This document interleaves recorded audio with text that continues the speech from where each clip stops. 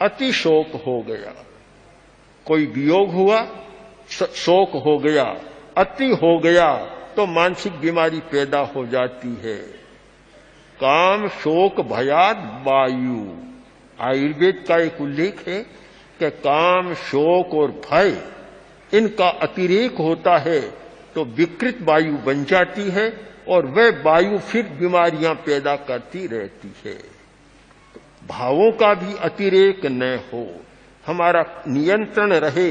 और इसीलिए यह संवेग नियंत्रण की बात प्रेक्षा ध्यान का प्रमुख अंग है। अपने संवेग पर नियंत्रण करो। केवल ध्यान करना, अच्छा लगना कि ध्यान बहुत अच्छा लग रहा है, शांति मिल रही है, मैं मानता हूं ये ध्यान का कोई बहुत बड़ा फल नहीं है, इसमें नहीं उलझना चाहिए। ऐसे ही शांत बैठेगा तो शांति मिलेगी। ध्यान का प्रमुख फल क्या है कि हमारे संवेगों पर नियंत्रण बढ़ता चला जाए, संवेग पर नियंत्रण करने की हमारी शक्ति बढ़े, यह ध्यान का प्रमुख फल है। ध्यान के द्वारा हमारे व्यवहार में परिवर्तन आए, वह ध्यान का फल है। कोरी शांति तक सीमित हो जाना और वहीं रुक जाना, यह ध्यान के साथ भी एक प्रवंचना हो सकती है। वह कार्य तो अन्य से भी हो सकता है।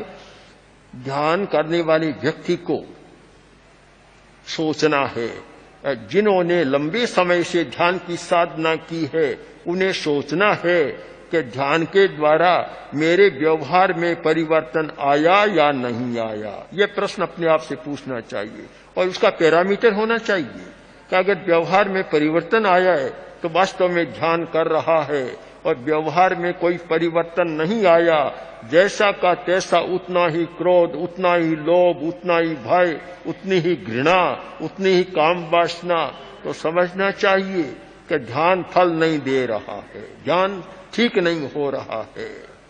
व्यवहार में परिवर्तन प्रमुख है, जरूरी बात। और दूसरी बात संवेग का नियंत्रण। अपने संवेगों पर, इमोशन पर नियंत्रण हुआ या नहीं हुआ, या नियंत्रण करने की शक्ति विकसित हुई या नहीं हुई। अगर नहीं है तो समझ लो अभी ध्यान फल नहीं दे रहा है, और हुई है तो समझ लो कि ध्यान में आगे बढ़ रहा हूं। इसलिए मन मानसिक स्थिति के आधार पर सारा विश्लेषण कर हमें ध्यान की अवस्था को समझना है और उसका मानदंड भी निर्धारित करना है, आत्मनिरीक्षण भी करना है। तो दो शब्दों में बहुत कुछ आ जाएगा। आर्त ध्यान कम हो रहा है तो मानसिक स्वास्थ्य बढ़ रहा है, और धर्म ध्यान बढ़ रहा है तो साथ साथ मानसिक स्वास्थ्य भी बढ़ रहा है।